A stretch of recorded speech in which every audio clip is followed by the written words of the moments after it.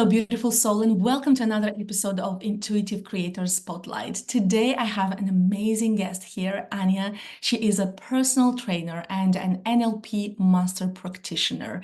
She is passionate about empowering women to break free from yo-yo dieting and binge eating, and she's doing all of this with so much love. Welcome, Ania. I'm so happy to have you here. Thank you. Thank you so much for having me here, Stella. I'm so happy to be here. Oh, I'm excited because I'm excited first of all to just have this time with you and have this conversation because you're just a beautiful, beautiful soul. And I'm also excited about all the information that you're going to share with us because this is a subject that a lot of us, I mean, myself included, have been dealing with maybe in the past or maybe some of us in the present.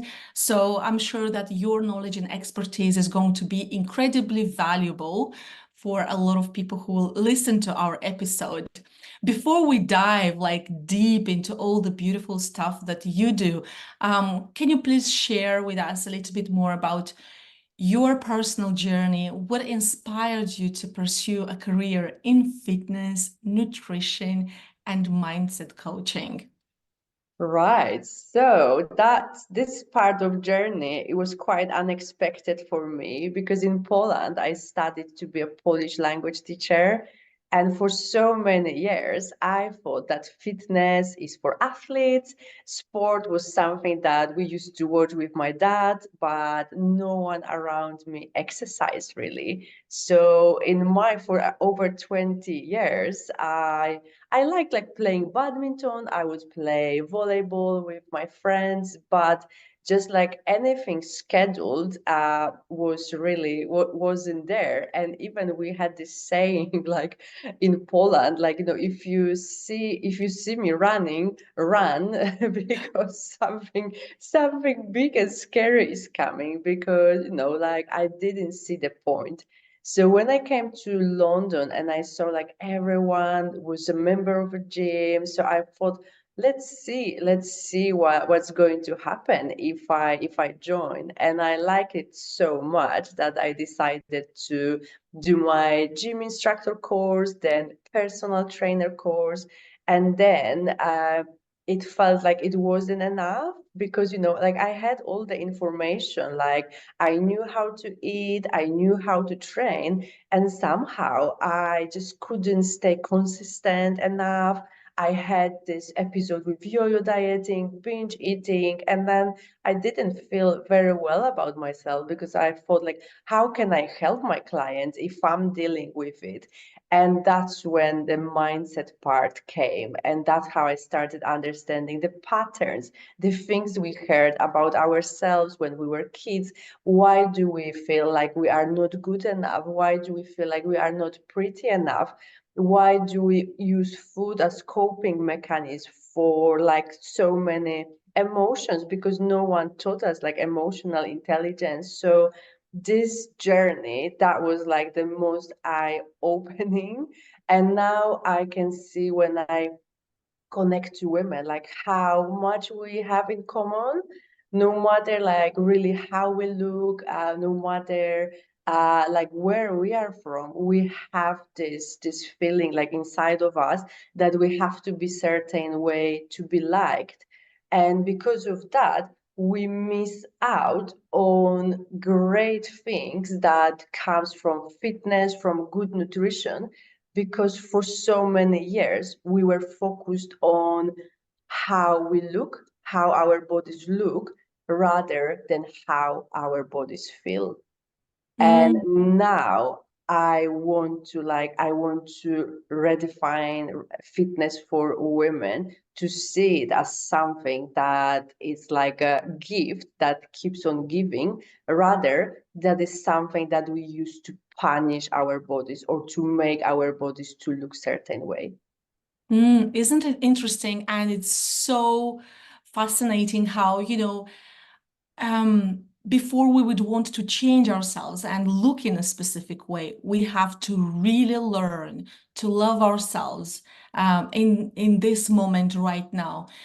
Because like, as soon as we step into, I just want to look like that, and I'm going to just ignore my body signals and everything, and I'm just going to go there.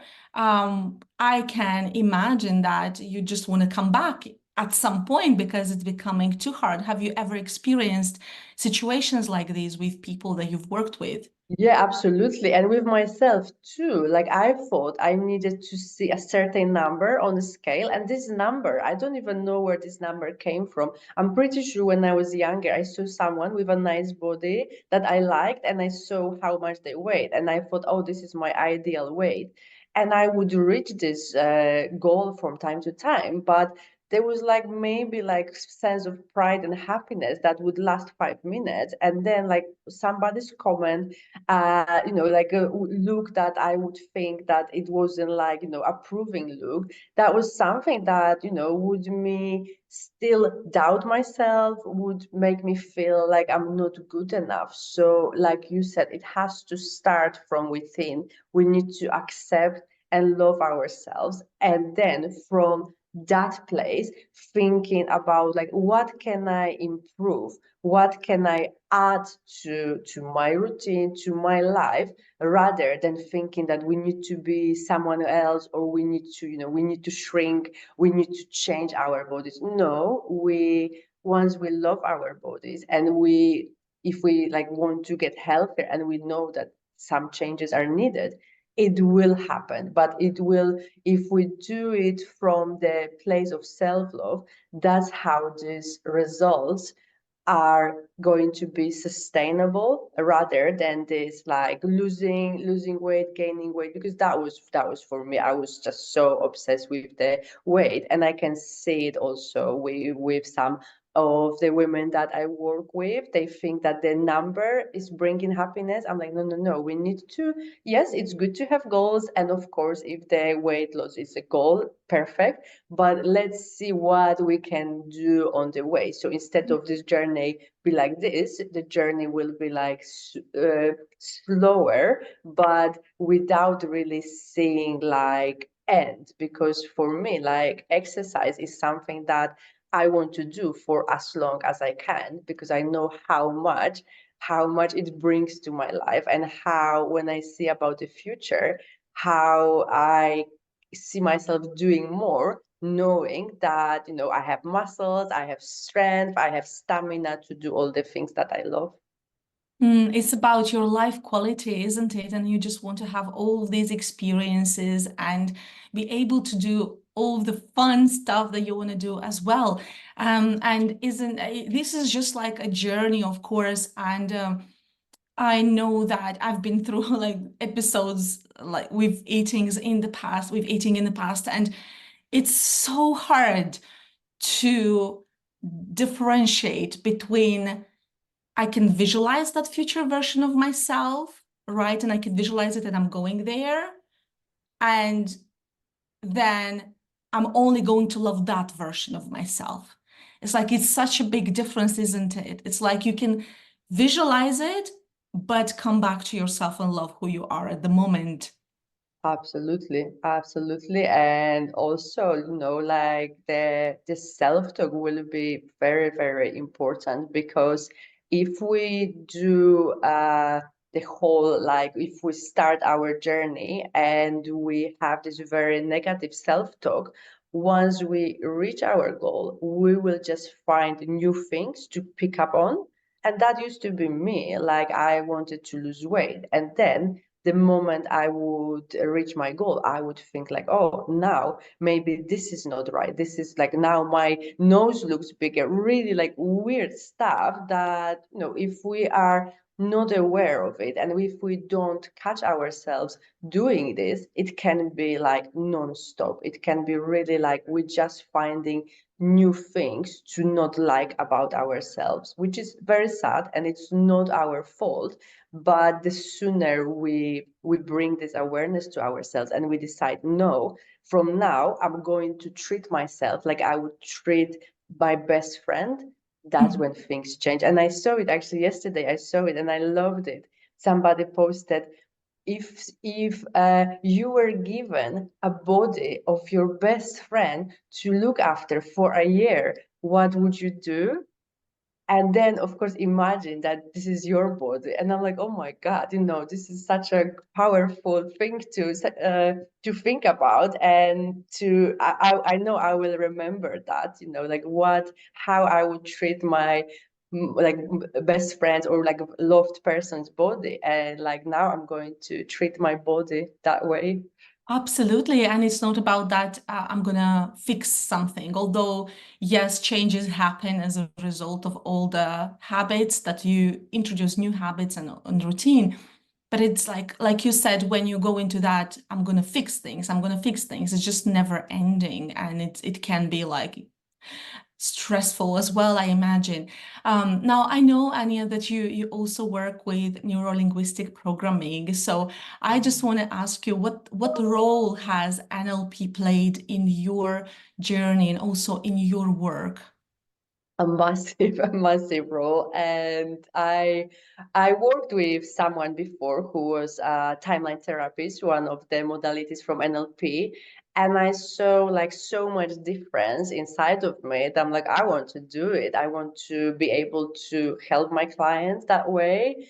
And with timeline therapy, we work on emotions with fear, guilt, hurt, anger and sadness. And I could see with working with my female clients how much anger we suppress and how much of our like behaviors that are harming us coming from anger. But because we cannot take our anger on people that hurt us, we end up hurting ourselves. And once we realize that whatever happened to us wasn't our fault, once we release the anger, the shame, there's lots of shame, guilt, we can make decisions, we can respond to situations rather than reactions. The emotional eating is, I'm not saying disappearing, because also I don't think, we can eat when we are happy, we can sometimes eat when we are sad and lonely, that's fine. But if it's our like the only coping mechanism, that's when it's becoming problematic. And I'm talking about anger because I feel like this is the emotion that so many women couldn't express when we were little. I remember myself hearing like, "Oh, don't get angry because no, girls don't get angry. Are you a boy?" That we were supposed to be just sweet and pretty. So I thought like I don't have any anger. I'm a kind person, but when I started working on my anger, I just realized how much I was suppressing. And sadly, like when something was happening and I felt bad about myself, my my default was to go to get Haagen-Dazs ice cream. That was my strawberry cheesecake. That was my way to deal with situations. And there will be other emotions too, but I remember this like anger that was sadly like turning like again against me. And there would be also like sadness, lots of guilt. We coming from our childhood, from things that happened to us that we didn't understand, we didn't have the right support to process those things. And as adults, because all the behaviors that we created, all our patterns were serving us at some point. And but now we are adults and we know that like ice cream doesn't cure sadness. But because as a kid, I would be, if I fell and I hurt myself, and my mom would say, please stop crying. We're gonna get ice cream. If you stop crying now, we're gonna get the double portions. So yeah, so as an adult, I kind of knew that that doesn't work like that, but I was still using this as a coping mechanism. And it's not to say that my mom wasn't a good mom. She didn't know any better. I truly believe that people do what they can, the best they can with what they have, but now we have access to so much information, to so many like different modalities, healing tools, that it's up to us to do something about it. And the fact that I learned some of those modalities and I can help other women, it makes me so happy, because with the timeline therapy, I can see from the face like how the emotion, how this piece is coming. And I remember working with one client on the limiting beliefs, and she cried, because people cry quite often, which is fine, because that's the way of releasing. Crying is healing for our bodies. So, and then she said, and then something clicked. And out of the sudden, it was easier for her to make healthy choices. It was easier for her to exercise regularly. And just like, and she's like, oh my God, what happened? I'm like, yeah, that's the that's the magic that happens when we forgive ourselves, when we find ways to love ourselves more, to accept ourselves more, and to think like, oh my God, actually, I like this person. I want what is the best for her. Mm. So would you say that all of these emotions of anger and guilt and frustration, would you say that they are then slowly dissolved and replaced with love and forgiveness, or do they still remain there, but love and forgiveness come in? How would you explain this? Yes, so definitely like they don't disappear. I don't believe they disappear. And we need them. We need anger, because how otherwise we would know that somebody is crossing our boundaries? It's just like we have ways to deal with it. And if our like previous ways was food, now we have the other way. Now we can journal about it. We can go and scream in the pillow. We can move. We can do some kickboxing to release this anger. So it's just knowing that we can do other things whenever something is like we feel like, oh, I'm not feeling like myself. We can ask ourselves like, why do I feel that way? And sometimes there will be like things happening, or sometimes even like, maybe we didn't sleep enough. I know I'm quite grumpy if I don't sleep well. Food will affect us. So it's more think about being aware, being aware, and just like knowing what's happening. And if we feel like there is like lots of anger, frustration, like what is going on in my world, where I cannot like express myself, where can I'm allowing my boundaries being crossed. So I think with this work, the awareness, we are just like, so I wouldn't say like in control always, but I definitely can see myself. Whatever is happening, I can take time to respond rather than react. And Mm-hmm. this is like in relationship with other people, but also with myself. Like if I do something, and the great example was when I dropped my phone, and I could see that the green screen. I knew that the phone is dead. And I know that a couple years ago, I would be just so angry with myself. I would hear all the voices, you cannot do anything right, you are useless. And now I was like, okay, this is not ideal, but I didn't even cry. I'm just gonna go home, we see what we can do, just going to order a new phone.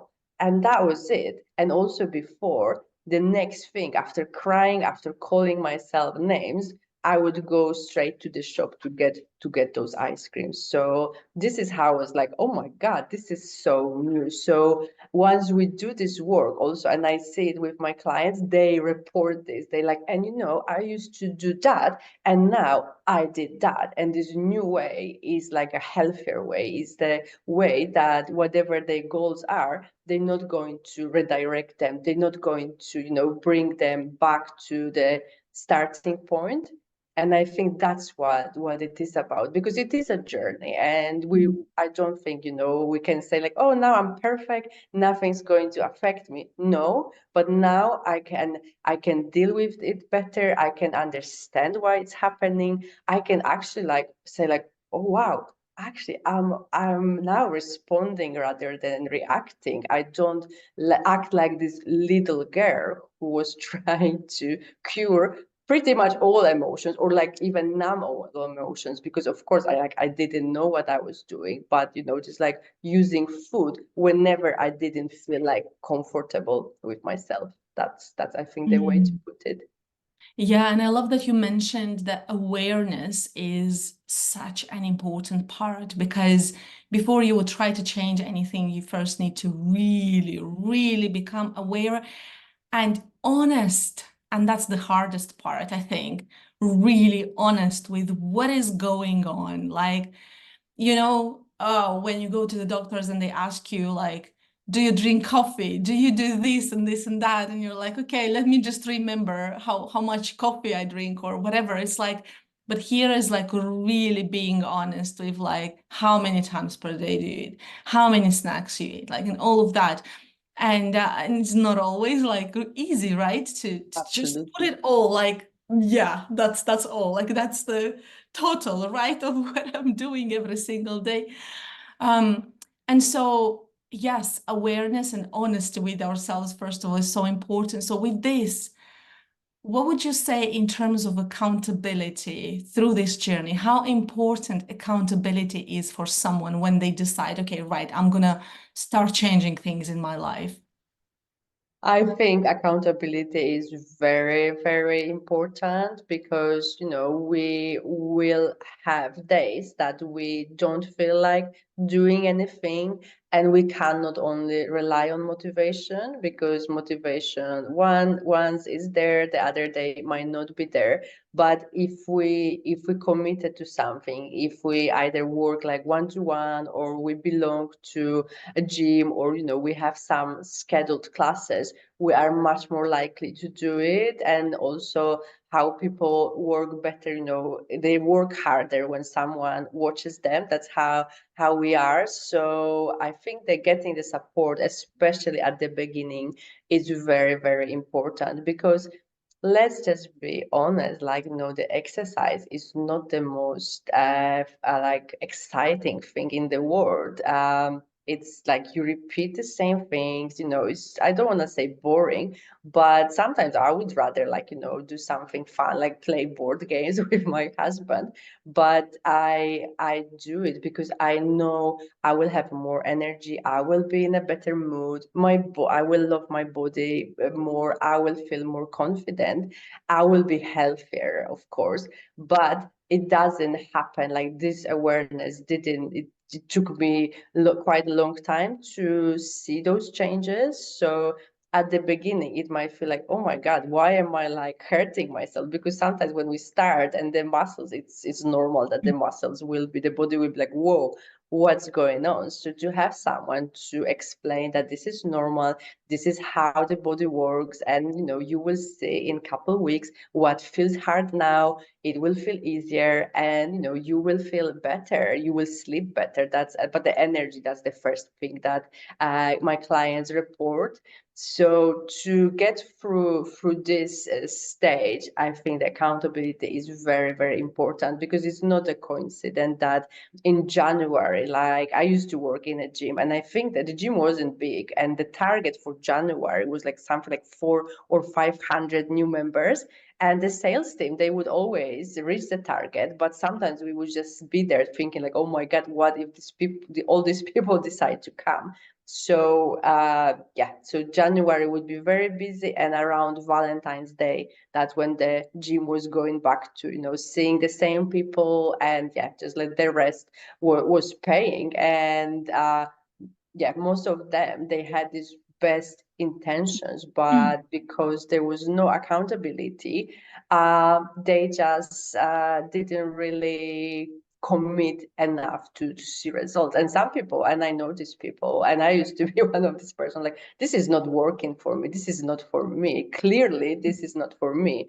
But now I'm like, how long were you trying, like, what did you do? Because just because you did something that the other person did, it doesn't mean that you will have the same results. So I think accountability, having someone who can also, just like do something that will help you with something that will work for you long term, because that's why, like, diets don't work very well. People will lose weight, yes, if we go on a diet, but what's next? If we go back to our old ways of eating, of course the weight will come back. So we need to find something that is healthy and we can adhere to long time. So I was now I'm against restrictions. I think, like everything, there is a place for everything, because I know how restricting can lead to binging.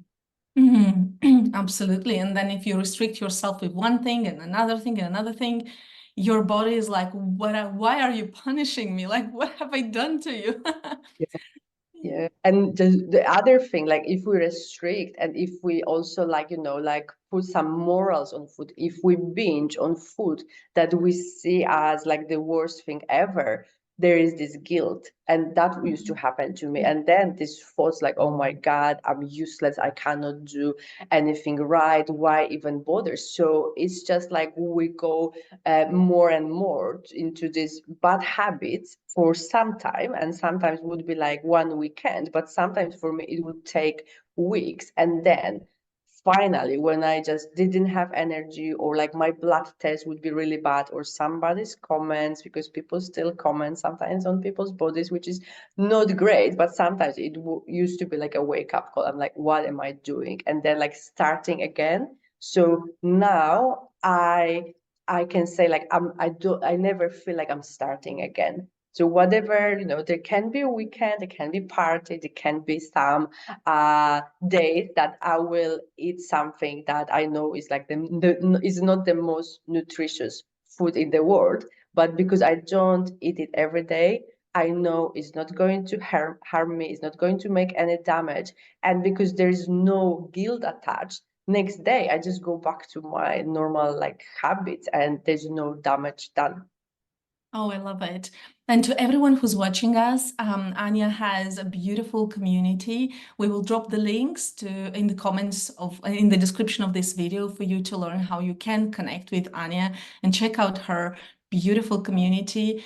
And in there you will learn how to stay accountable, how to learn with your mindset, with your body, with your energy.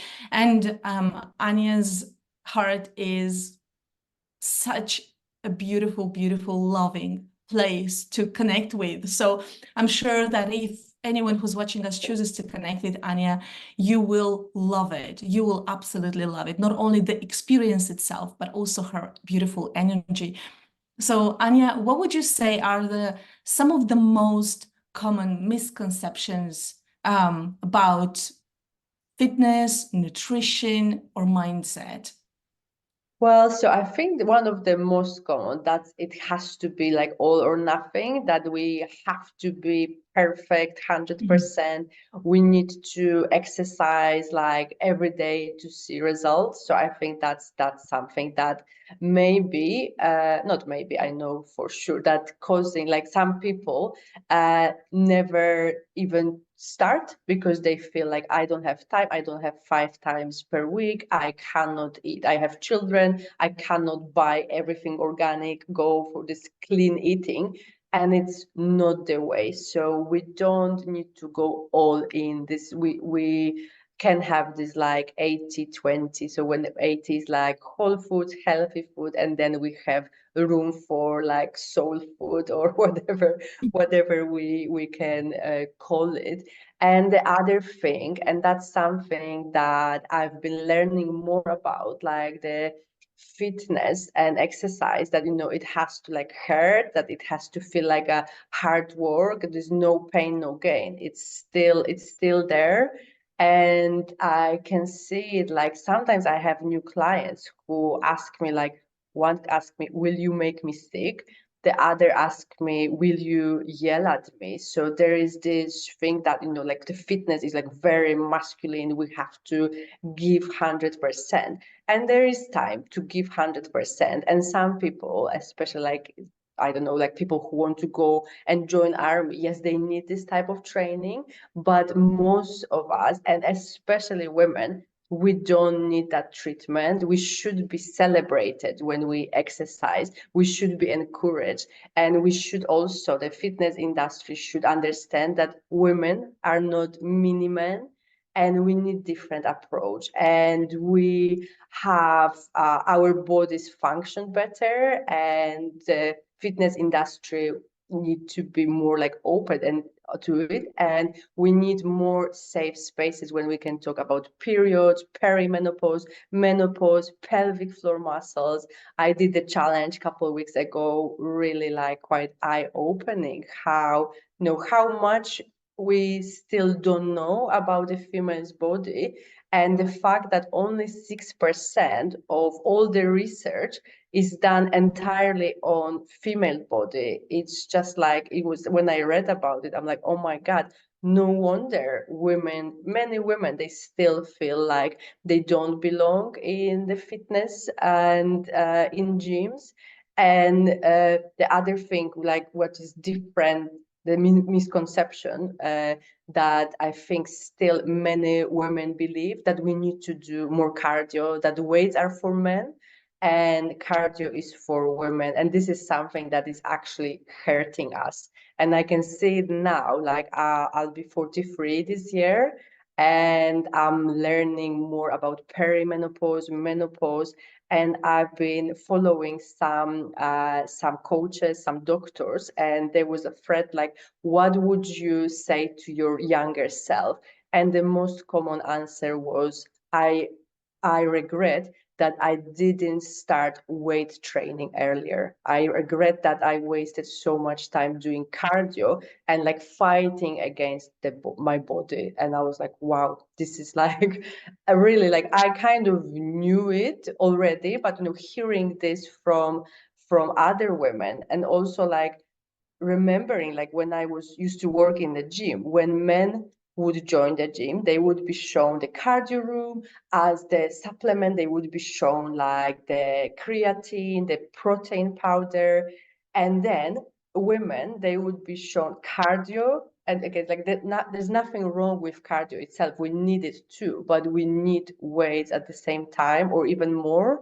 And if they ask for about supplements, they would be probably given or recommended fat burners that don't really do anything. But there is this thing, like this thought that all women want to be smaller. They want to, they will be so focused on losing weight that let's not even show them. And I was scared of protein powder for some time, because there were muscles at the container. So I thought, like, of course I don't want to get bulky, but it doesn't work like this. So I think this is very, very important. Like, weights are for women too, and are very, very important, especially like for all women. But if we are like late 30s, early 40s, definitely start doing them, the sooner the better. But at any age, we can make a difference. We can still build muscles.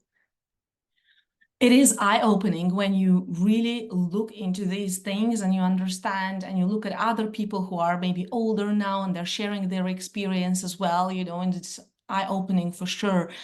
And thank you so much for bringing this knowledge here with us.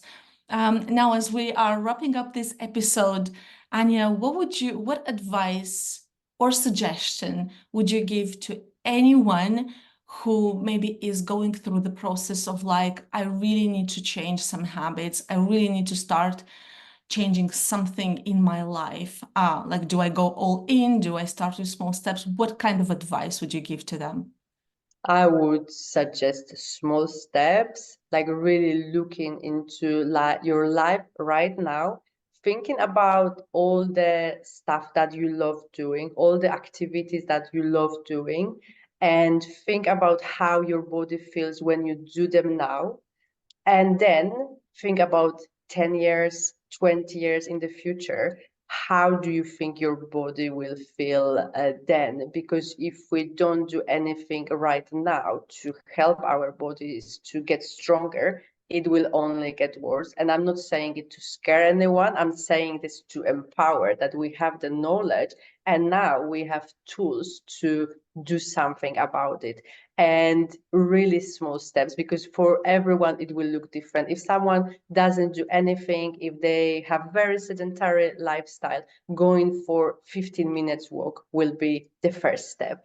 And then like, what else can I change? So not going all in, because it's all in will last probably for 2 weeks and then we will go back to our old habits. But just thinking, because we have, I think more or less we know what is healthy, what is unhealthy for us. So just thinking like, how can I change? What can I change? So it doesn't feel like I'm depriving myself from things I love, but I make healthier choices, and like step by step, one change at a time. And once we feel better, because if we eat better and we move, we feel better. There's no other way. And then we will be like, what else is there for me? So I don't have to be lethargic every afternoon. I don't have to be grumpy and snap at my husband and tell him that he breathes too loud. I can go for walks and I don't have to ask my friends, can we sit now? Can we go to the pub now? So, like, what else is there? And that's how these changes happen, because we want more. And and then these visions, these things like, oh yeah, I want to do it in 10, 20 years, and maybe I will do even more that I'm doing now. So small step, thinking about what you like doing now, how it feels to do it, and how your body will feel in the future, knowing that if you work on your strength or on your stamina, your body will be so grateful in the future. Thank you from the bottom of my heart, Ania, for sharing all of this information, your life experience, your wisdom, and your beautiful energy here as well. Thank you so, so much. And thank you to everyone who watched this episode. Check out the description of this video, learn how you can connect with Ania and myself. If you liked this episode, please like the video, subscribe to the channel, and I can't wait to see you again here with the next videos on this channel. Take care. Have an amazing day. Bye-bye. Bye. Thank you.